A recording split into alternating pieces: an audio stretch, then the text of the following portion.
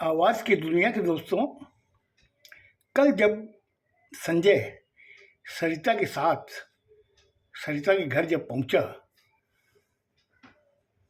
Hall में उसके पिताजी, उसकी माँ, सरिता की दोनों बैठे हुए थे, बातें कर रहे थे। अचानक उन्होंने देखा कि उसकी लड़की के साथ में एक लड़का आया है। तो उसने बड़े गौर से उसे देखा। देख के लड़की ने कहा, सरिता ने, कि पापा ये संजय है।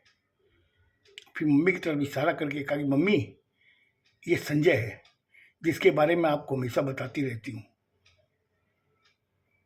तो संजय के पिता ने कहा कि ठीक है बेटा, तुम संजय हो क्या? ठीक, आओ बैठो, मेरे पास बैठो। उधर में उसकी मम्मी ने सरिता से कहा कि बेटा तुम मेरे पास बैठ। जब ये नज़ारा उसने जब देखा, उसे याद आ गया अपने घर की बात, कि जब उसके घर में जब उस सरिता को जब लेके गया था, उसके पापा ने भी यही कहा था, बेटा मेरे पास में आके बैठ। और मेरी मम्मी ने ये कहा था सरिता को, मेरे पास आके बैठ। सेम चीज़ देख करके उसे बड़ा अच्छा लगा। उसे नमस्कार किया सरिता के पापा को, फिर उसकी माँ को नमस्कार किया। करने के बाद में जब बैठने के बाद उसने कहा कि बेटा तुम्हारे घर में और कौन कौन है? ये जब उसने कहा तो ये अचानक एक सवाल था, उसके जहन को टटोल गया पूरा। उसने कहा कि सरिता ने आपको बताया नहीं? नहीं बेटा ऐसी बात नहीं है, उसने तो मुझे बताया है, लेकिन मैं तुमसे सुनना चाहता हूँ। जब ये बात कही सरिता के पापा ने, तो वो अंदर से पूरा झंझोर गया। उसने कहा अंकल बात ये है कि मैं हूँ, मेरे पापा हैं और मेरी मम्मी है। ओह, काफ़ी छोटा परिवार है। बोले हाँ अंकल, आपका परिवार कितना बड़ा है? उसने जब ये सवाल जब पूछा सरिता के पापा से, उनको उम्मीद नहीं थी कि इस तरीके के सवाल भी संजय पूछ सकता है। उसने कहा कि मैं हूँ, मेरी वाइफ है और ये सरिता है। बोले अंकल फिर आपका भी तो छोटा ही परिवार है। बोले नहीं नहीं बेटा, ये चीज़ नहीं, मेरे काफ़ी रिश्तेदार हैं। तो रिश्तेदार तो अंकल हमारे भी बहुत हैं, लेकिन परिवार के बारे में जो आपने बताया कि काफ़ी छोटा है, तो छोटा परिवार तो आपका भी है। जब उसकी बातों का जब जवाब उसको नहीं मिला सरिता के पापा को, उसने कहा बेटा नहीं ऐसी कोई बात नहीं है, मेरी स्लिप ऑफ टंग हो गई, कोई बात नहीं है। ठीक है बेटा, और सुनाओ तुम्हारे पापा क्या करते हैं? और तुम्हारी मम्मी तो हाउस वाइफ होगी। उसने कहा अंकल मेरे पापा सर्विस करते हैं और मैं भी सर्विस करता हूँ, और मेरी मम्मी हाउस वाइफ है। अब अंकल आपसे एक सवाल पूछूं? बोला हाँ बेटा पूछो। बोले अंकल जी आप क्या करते हो? बोले बेटा मैं सर्विस करता हूँ। बोले सरिता क्या करती है? बोले बेटा वो भी सर्विस करती है। और आंटी जी क्या करती है? बोले वो भी हाउस वाइफ है। तो इसका मतलब सेम पोजीशन आपके जो घर में है वही मेरे घर में है। और जहाँ तक ख्याल मेरी नॉलेज में है कि सरिता ने आपको सब कुछ बताया है, लेकिन आप मेरे मुंह से क्या सुनना चाहते हो, मैं स्पष्ट आपसे पूछ रहा हूँ, आप क्या जानना चाहते हो? सरिता के पापा हंसने लगे। उसने कहा नहीं बेटा ऐसी कोई बात नहीं है, ये क्या होता है कि हम लोग की कस्टम है कि कोई भी अगर नया लड़का आता तो उससे सब बातें पूछी जाती है। बोले किस लिए? आप लड़के को देखना चाहते हो अपनी लड़की के लिए, या और कोई मकसद है?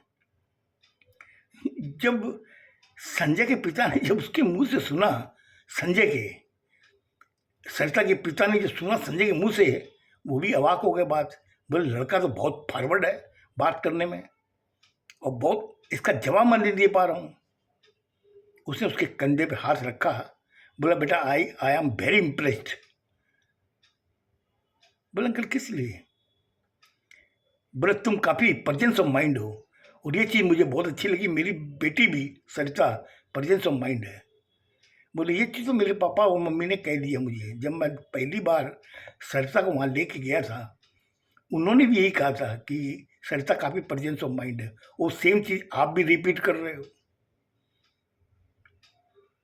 बोले अब जानना क्या चाहते हो अंकल? मैं अभी तक जो सवाल है वो उसका आप जवाब नहीं दे पा रहे हो, वो देना नहीं चाहते वो बात अलग है। जैसे मैं सपाट आपसे सवाल का जवाब करता हूँ, देता हूँ, वैसे आप भी मुझे मेरे सवाल का स्पष्ट जवाब दीजिए। बोले बेटा एक बात बताऊं? बोले हाँ अंकल, आप जब बोलोगे मुझे बहुत खुशी होगी। बोले कि जब सरिता जब तुम्हारे बारे में बात करती है तो हमने कभी तुम्हें देखा नहीं था, उनने, सरिता की मम्मी ने, लेकिन वो जितनी बातें बताती थी उससे हम लोग काफ़ी इम्प्रेस्ड हो गए थे तुमसे, और हम लोग भी चाहते थे कि तुमसे एक बार मिले। लेकिन बहुत अच्छा हुआ आज तुम आ गए, और तुम्हें जब देखा तो हम लोग जो इम्प्रेस्ड हुए थे और ज़्यादा पक्के हो गए कि मुझे ये अच्छा लगता है कि, अच्छा तो क्या लगता है, मेरे मन में जो विचार मैं तुम्हें बस स्पष्ट बता रहा हूँ। मैं चाहता हूँ तुम्हारे जैसा ही लड़का मेरी लड़की की ज़िंदगी में आवे। बोले अंकल फिर इतनी भूमिका बनाने की क्या जरूरत है?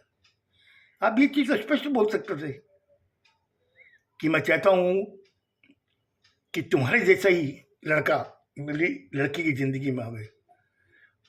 और ये चीज़ हम लोगों ने आपस में कल डिस्कस की थी,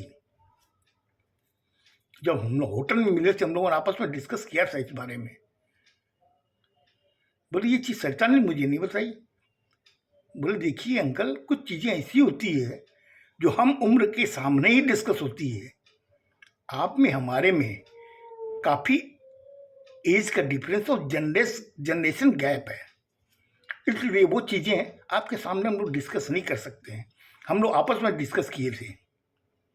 बोले बेटा वाकई तुम जो चीज़ बोल रहे मुझे बहुत अच्छी लगी, और अब मैं ये चाहता हूँ कि मैं तुम्हारे पापा से एक बार मिलूँ। बोले मोस्ट वेलकम, आप एनी टाइम आप आ सकते हो, क्योंकि सरिता को उसने मेरे मम्मी पापा ने देखा है, और मैं भी ये चाहता हूँ कि आप भी मेरे पापा से मिलो, क्योंकि आप जिस हिसाब से बातें करते हो वो चीज़ काफ़ी रूढ़ी टाइप की बातें हैं। तो सरिता के पापा ने बीच में टोका। बोले रूढ़ी टाइप की बातें मतलब मैं समझा नहीं। बोले कि सरिता जो मुझे बता रही थी काफ़ी ब्रॉड माइंडेड हो, अगर ब्रॉड माइंडेड हो तो ये चीज़ें जो आप घुमा फिरा के मुझसे जो पूछ रहे थे, मुझसे स्पष्ट आप पूछ सकते थे। बोले नहीं बेटा ऐसी बात नहीं है, तुम जो चीज़ समझ रहे हो वो चीज़ नहीं है। हम लोग एक लड़की के माँ बाप हैं, आज लड़की क्या कर रही है, किससे मिल रही है, क्या बातें कर रही है, उसके लिए हमारे दिमाग में हमेशा एक सोच बनती जाती है। वो अच्छी भी सोच बनती है, खराब भी बनती है।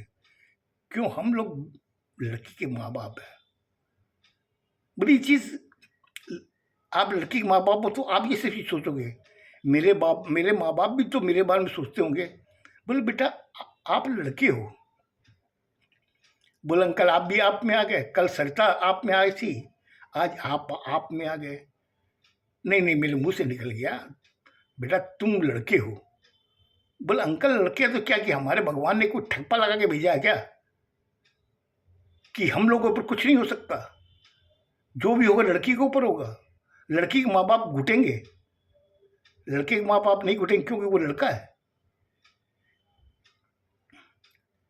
बोले आप लोगों ने बीता हुआ समय देखा है, वो आज का आप समय देख रहे हो, वो आने वाले भविष्य का भी समय आप लोग देखोगे। मेरी भगवान से यही गुजारिश होगी कि आप आगे वाला समय भी देखो, आने वाला। लेकिन इसके अंदर आप इतना अपने आप को नर्वस क्यों महसूस कर रहे हो कि आप लड़की के माँ बाप हो? आज लड़की में क्या चीज़ की कमी है? इंटेलिजेंट है, पढ़ी लिखी है, सर्विस करती है, सेल्फ डिपेंडेंट है, वो चीज़ मैं भी हूँ। तो हमें उसमें ऊपर नीचे की क्या बात है? जब सरिता के बाप ने उसकी सारी बातें सुनी, वो इतना खुश हुआ, अंदर ही अंदर काफ़ी खुश हो रहा था। इधर में सरिता की माँ भी उसकी बातें जो सुन रही थी, उसे अच्छा लग रहा था। उसने कहा कि नहीं बेटा, आज तुमने जो बातें बताई है उससे हमारी ये समझ में आ गया कि मैं मेरी लड़की को जिस हाथों में दूंगी वो हर तरह से सुरक्षित रहेगी। बोले अंकल जी और आंटी जी, आप कुछ जल्दीबाजी कर रहे हो। हम लोग एक दूसरे के प्रति, हम लोग की सोच है एक टाइप की। वो जो सोचती है उसके पहले मैं समझ जाता हूँ वो क्या सोच रही है, और मैं जो सोचता हूँ वो पहले समझ जाती है कि मैं क्या सोच रहा हूँ। तो इसका मतलब ये नहीं कि हम लोग एक दूसरे के प्रति समर्पित हैं, वो चीज़ नहीं है। हम लोग के विचारों में एक समानता है, लेकिन ये जरूरी नहीं है कि हम लोग भविष्य में एक दूसरे को पसंद करें, एक दूसरे को के साथ में शादी करें। ये चीज़ तो हम लोगों को दिमाग में नहीं आई है। लेकिन आप लोग बैठे बैठे ये सब चीज़ें क्या दिमाग में बुन रहे हो। बोले नहीं बेटा, ऐसी बात नहीं है। आज तब सरिता की माँ ने बीच में टोका। बोले बेटा, मैं तुमसे काफ़ी प्रभावित हुई हूँ, मुझे अच्छा लगा तुम्हारी बातें सुनकर करे, और मैं तुमसे ये कहती हूँ कि भविष्य में कभी भी कोई भी तुम लोग निर्णय लो, मुझे आके बताना जरूर, क्योंकि आज मैं हमेशा चिंतित रहती हूँ, मेरी जवान लड़की है, कहीं उसके कदम बहक न जाए। उस समय सरिता ने बीच में टोका। उसने कहा मम्मी, इसका मतलब कि फिर कहीं ना कहीं आपकी परवरिश में आप कमी निकाल रहे हो। बोले नहीं बेटा, मैं कमी नहीं निकाल रही हूँ, मैं आगाह कर रही हूँ आज के ज़माने को देखते हुए। बोले मम्मी, उतनी मैं सक्षम हूँ, जब तक मैं नहीं चाहूँ, जब तक कभी कोई गलत कदम उठेगा नहीं। वो ये चीज़ आज ने मुझे पढ़ाया लिखाया, सेल्फ डिपेंडेंट बनाया। क्यों?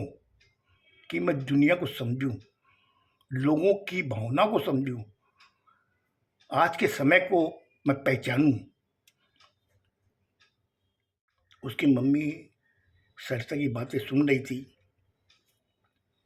सुनने के बाद में उसने उसके सर पे हाथ रखा और रख करके अपने गले लगाया। बोला बेटी, आज मैं वाकई मेरी तपस्या सफल हो गई।